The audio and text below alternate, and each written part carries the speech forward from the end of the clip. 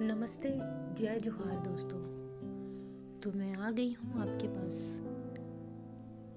जैसा कि मैंने कहा था, हम एक दुनिया समानांतर की विभिन्न कहानियों को पढ़ेंगे, समझेंगे और समझाने का प्रयास करेंगे। इस कड़ी में आज पहली कहानी का नाम है यही सच है। यही सच है कहानी मन्नू भंडारी जी की कुछ एक अविस्मरणीय कहानियों में से एक है। इस कहानी पर बॉलीवुड में एक फिल्म भी बनी थी, रजनीगंधा। शायद आपने देखी हो, ना देखी हो तो ज़रूर देखिएगा। इस तरह की कहानियाँ आपको जीवन के यथार्थ, संवेदनाओं और भावनाओं के बारे में समझने के लिए बहुत प्रयास करते हैं। इस कहानी में हम हृदय और मस्तिष्क की टकराहट को जान सकेंगे। इस कहानी की पृष्ठभूमि को देखें तो एक बात हमें कोर में समझ में आती है कि दुनिया में ना जाने कितने अच्छे लोग हैं। क्या ऐसा नहीं हो सकता कि मनुष्य एक या अधिक लोगों से प्रेम कर सके? यह प्रेम कुछ भी हो सकता है। यह आंगिक हो सकता है, वाचिक हो सकता है, वैचारिक, तीनों स्तर पर हो सकता है। आज के दौर में जहाँ हमें लव ट्रायंगल देखने को मिलता है, इस कहानी में भी हमें एक प्रेम त्रिकोण या लव ट्रायंगल देखने को मिलेगा, लेकिन अंतर सिर्फ है भावनाओं का और विचारों का। यही सच है कहानी आज़ादी के बाद लिखी गई एक ऐसी प्रेम कहानी है जो अपने कथ्य, शिल्प और सर्वथा में एक नई अनूठी कहानी है। यह स्वतंत्रता के बाद भारत में बनी हुई एक कहानी है। यह एहसास से भरी दीपिका नाम के एक युवती की अंतर्द्वंद की कथा है, जो अलग अलग शहरों में रहने वाले दो युवकों संजय और निशीथ से प्रेम करती है। कहानी में निशीथ का प्रेम उसका अतीत है और संजय का प्रेम उसका वर्तमान है। किंतु वह जब नौकरी के लिए इंटरव्यू देने कानपुर से कलकत्ता जाती है, तब नीतीश से उसकी भेंट होने पर उसका अतीत जाग उठता है और वह यह फील करने लगती है, अनुभव करने लगती है कि निशीथ के लिए उसके मन में अभी भी प्रेम है। वह उसे, निशीथ को प्रेम की दृष्टि से देखने लगती है और उसे लगने लगता है निशीथ का प्रेम ही सच है। तो आइए, ज़्यादा देर करते हुए ना इस कहानी की ओर बढ़ते हैं और इसे पढ़ते हैं। कानपुर।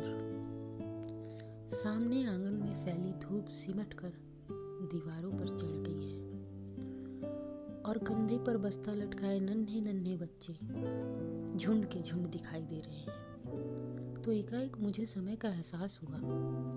घंटा भर हो गया है यहाँ खड़े हुए और संजय का अभी तक पता नहीं है। मैं झुंझलाती हुई कमरे में आ जाती हूँ। कोने पर रखी मेज पर किताबें बिखरी पड़ी हैं, कुछ खुली कुछ बंद। एक क्षण में उन्हें देखते रहती हूँ, फिर निर्देश सी कपड़ों की अलमारी खोलकर सरसरी सी नज़र से कपड़ों को देखती हूँ। सब बिखरे पड़े हैं। इतनी देर यूं ही व्यर्थ खड़ी रही, इन्हें ठीक कर लेती, पर मन ही नहीं करता। फिर बंद कर देती हूँ।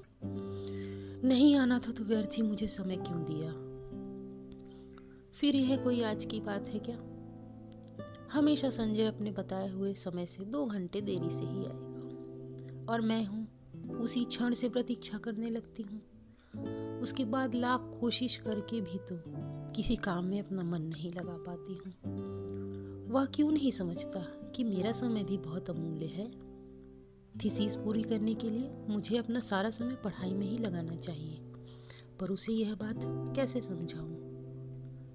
मेज पर बैठकर मैं फिर पढ़ने का उपक्रम करने लगती हूँ, पर मन है कि लगता ही नहीं।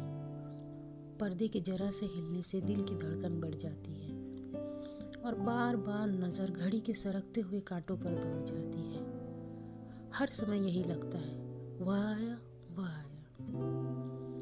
तब मेहता साहब की 5 साल की छोटी सी बच्ची, मैं मेहता साहब की बच्ची बोलती है, आंटी हमें कहानी सुनाओ।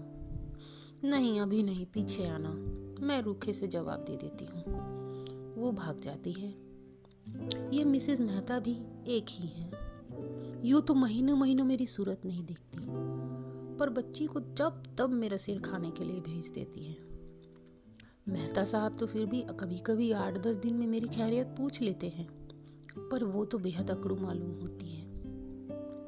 अच्छा ही है, दिलचस्प दिखाती तो क्या मैं इतनी आसानी से आज़ादी से घूम फिर सकती।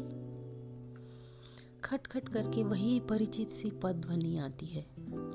तो आ गया संजय। मैं बरबस ही अपना सारा ध्यान पुस्तक पर केंद्रित कर लेती हूँ। रजनीगंधा के ढेर सारे फूल लिए संजय मुस्कुराता सा दरवाजे पर खड़ा है। मैं देखती हूँ पर मुस्कुराकर स्वागत नहीं करती हूँ, पर वह हंसता हुआ आगे बढ़ता है और फूलों को मेज पर रखकर पीछे से मेरे कंधे दबाते हुए बोलता है, बहुत नाराज हो? रजनीगंधा की महक से जैसे सारा कमरा महकने लगा। मुझे क्या करना है? नाराज होकर मैंने रुखाई से कहा। वह कुर्सी सहित मुझे घुमाकर अपने सामने कर लेता है और बड़े दुलार के साथ ठोड़ी उठाकर कहता है, तुम ही बताओ क्या करता? क्वालिटी में दोस्तों के बीच फंसा हुआ था, बहुत कोशिश करके भी नहीं उठ पाया। सबको नाराज करके आना अच्छा भी नहीं लगता। इच्छा होती है कह दूं, दोस्तों का ख्याल रखना है, उनको बुरा मनाने की चिंता है, बस मेरी ही नहीं है, पर कुछ नहीं कह पाती। एक टक उसके चेहरे की ओर देखते रहती हूँ। उसके सांवले से चेहरे पर पसीने की बूंदें चमक रही है। कोई और समय होता तो मैं उसे अपने आंचल से पोंछ देती, पर आज नहीं। वह मन मन मुस्कुरा रहा था। उसकी आंखें क्षमा याचना कर रही थी, पर मैं क्या करूं? तभी वह अपनी आदत के अनुसार कुर्सी के हत्थे पर रखकर मेरी गाल सहलाने लगा। मुझे इसकी इसी बात पर गुस्सा आता है। हमेशा इसी तरह करेगा, फिर दुनिया भर का लाड़ दुलार दिखाएगा। वह जानता जो है, इसके आगे मेरा क्रोध टिक नहीं पाता। फिर उठकर वह फूलदान के पुराने फूल फेंक देता है और नए फूल लगा देता है। फूल सजाने में वह कितना कुशल है। एक बार मैंने यूं ही कह दिया, मुझे रजनीगंधा के फूल बड़े पसंद हैं, तो उसने नियम बना लिया, हर चौथे दिन बहुत सारे फूल लाकर मेरे कमरे में लगा देता। पर अब तो मुझे इनकी आदत सी हो गई है। एक दिन भी कमरे में फूल ना हो तो पढ़ने में मन नहीं लगता, ना ही सोने में। ये फूल जैसे संजय की उपस्थिति का आभास देते रहते हैं।